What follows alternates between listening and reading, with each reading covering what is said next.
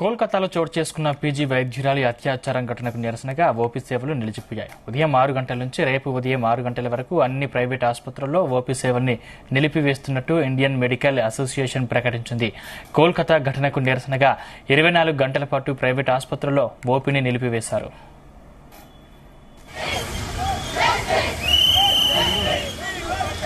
Private ఆసుపత్రుల బంద్ పిలుపు నేపథ్యంలో తెలంగాణలో ప్రజలకు వైద్య సేవల్లో అంతరాయం కలగకుండా ప్రత్యామ్నాయ ఏర్పాట్లు చేయాలని ప్రభుత్వం ఆదేశించింది. ప్రభుత్వ ఆసుపత్రుల్లో సమన్వయంతో పనిచేయాలని వైద్య ఆరోగ్య శాఖ మంత్రి దామోదర్ రాజనరసింహ ఉన్నతాధికారులను ఆదేశించారు.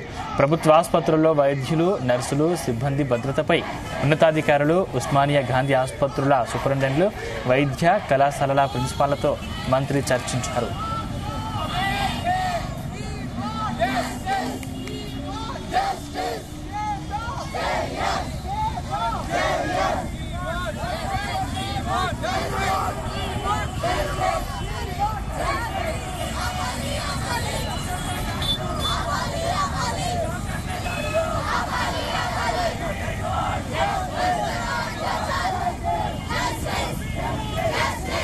కోల్కతా ఘటన అత్యంత దారుణమన్నారు. వైద్యుల ఆందోళనకు సంఘీభావం చెబుతున్నామన్నారు.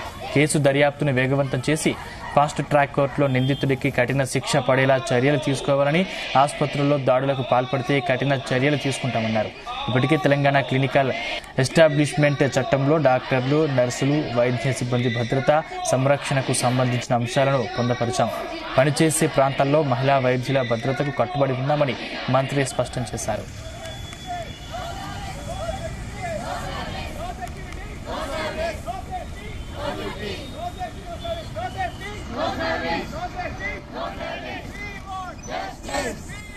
Justice!